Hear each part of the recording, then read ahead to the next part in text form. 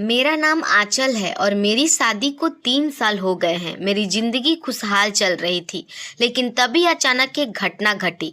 मेरी ननद भावना विधवा होकर अपने मायके यानी हमारे घर वापस आ गई।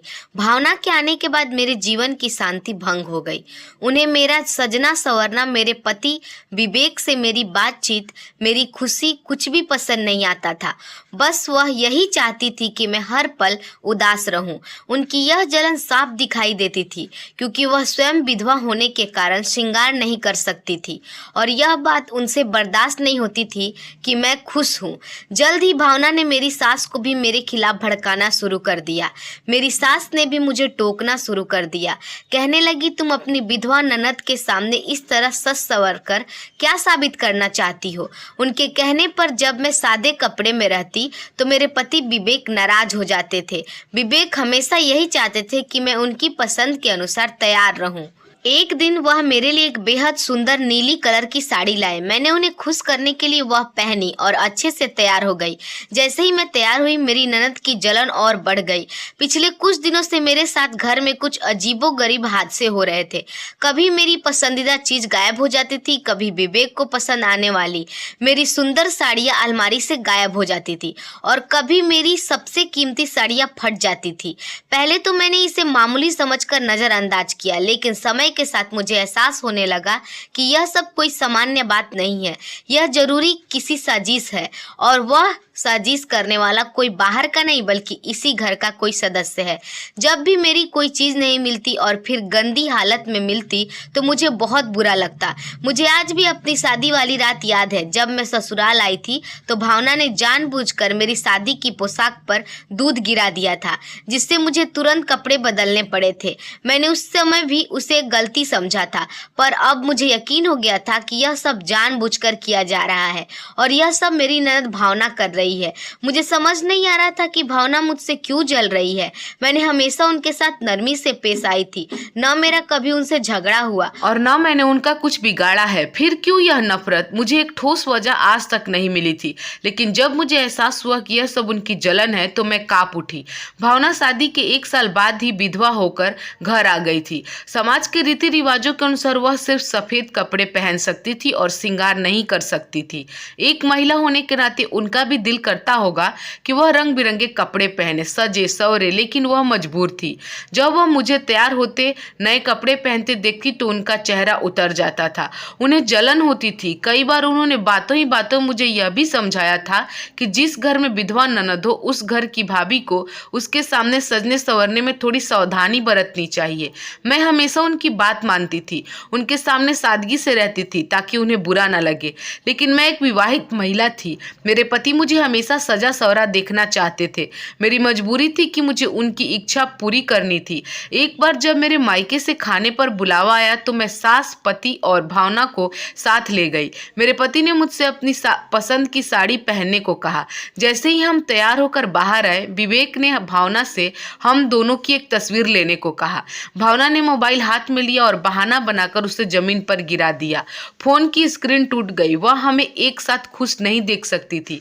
जब भी विवेक मेरे करीब आने की कोशिश करते, भावना को यह बर्दाश्त नहीं होता और वह कोई ऐसा काम कर देती जिससे हमारा माहौल बिगड़ जाता। एक दिन मैं 2 दिनों के लिए अपनी माँ के घर गई और जब वापस आई तो सब ठीक था, लेकिन अगले दिन जब विवेक ने मुझे बाहर डिनर पर चलने के लिए तैयार होने को कहा तो मैं अलमारी खोलने गई। अलमारी में मेरी सारी सुंदर और कीमती साड़ियाँ कैंची से अलग अलग जगह से काटी जा चुकी थी। यह देखकर मेरे होश उड़ गए। मैंने विवेक को दिखाया, वह भी हैरान थे।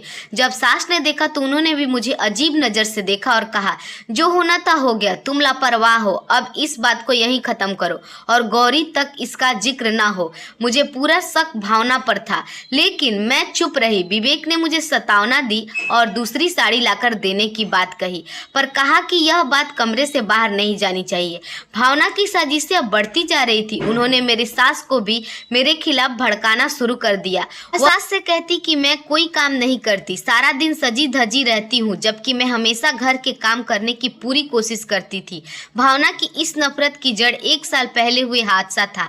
भावना ने अपने घर वालों की नाराजगी मोल लेकर जिससे प्यार करती थी रितेश, उससे शादी की थी। रितेश की माँ यानी भावना की सास बहुत क्रूर थी। वह बात बात पर जलील करती और उसे सजने संवरने नहीं देती थी। उस दिन भावना ने उनके बेटे को फंसाया है और एक दिन जब भावना की सास घर पर नहीं थी तो भावना अपने पति के लिए तैयार हुई ताकि उन्हें सरप्राइज दे सके, लेकिन भावना नहीं जानती थी कि नियति ने उनके लिए कुछ और ही लिख रखा था। उसी दिन रितेश की एक दुर्घटना में मौत हो गई थी। रितेश की मौत के वक्त भावना सजी सवरी उनका इंतजार कर रही थी। यह सदमा उनके लिए असहनीय था। रितेश की लाश देखकर वह पागल सी हो गई। उनकी सास ने तो उन्हें डायन कहकर घर से निकाल दिया था। मेरी सास ने मुझे यह दर्दनाक कहानी सुनाई। उन्होंने कहा, बहू अनजाने में वह तुमसे बात ना करे तो भगवान के लिए उसे माफ कर देना। उसने बहुत दुख सहे हैं। मुझे यह सुनकर बहुत दुख हुआ। मैंने अपने पति के साथ कमरे में खुश रहने का फैसला किया। एक रात जब हम दोनों भविष्य की योजना बना रहे थे तभी अचानक आधी रात को मेरी सास ने दरवाजा खटखटाया। वह बोली, जल्दी आओ, तुम्हारी बहन की तबीयत बहुत खराब हो गई है। मैंने जल्दी से अपने कपड़े बदले और मेकअप उतारा। जब हम भावना के कमरे में पहुंचे तो वह सिर्फ नाटक कर रही थी। उनके चेहरे पर अजीब सी मुस्कुराहट थी। वह नहीं चाहती थी कि मैं और विवेक करीब आए। विवेक ने उन्हें नींद की गोली दी और जब वह सो गई तो हम वापस कमरे में आ गए।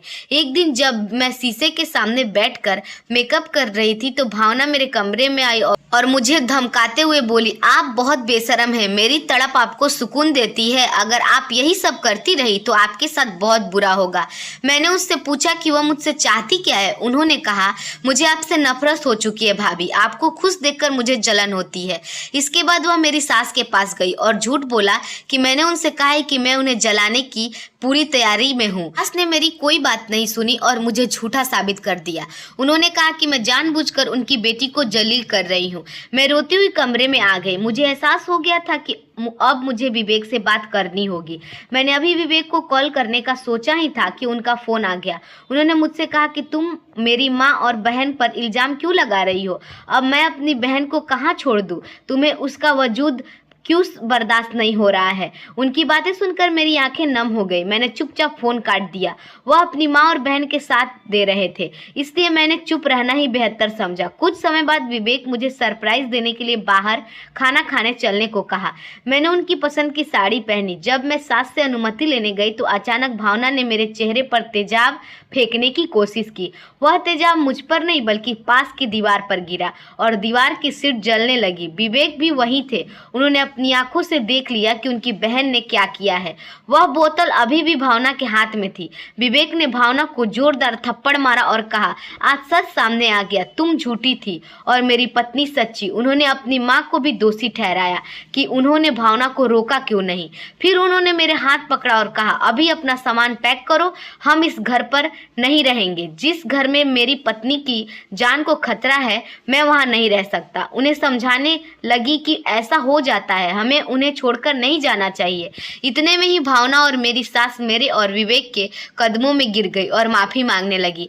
मैंने उसी समय भावना को माफ कर दिया। मेरे इस बड़े दिल को देखकर विवेक ने कहा कि वह बहुत खुशकिस्मत है। जज्बाती माहौल गुजर चुका था। मैंने गौरी से भी माफी मांगी और अगर मुझसे कोई अनजाने में गलती हुई हो तो मुझे माफ करना।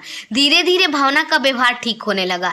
मैंने भावना को समझाया कि उन्हें अब आगे बढ़ना चाहिए। दोस्तों, उम्मीद है आपको हमारी कहानी अच्छी लगी होगी। अगर हमारी कहानी आपको पसंद आई हो तो हमारे वीडियो को लाइक और चैनल को सब्सक्राइब जरूर कीजिएगा। धन्यवाद।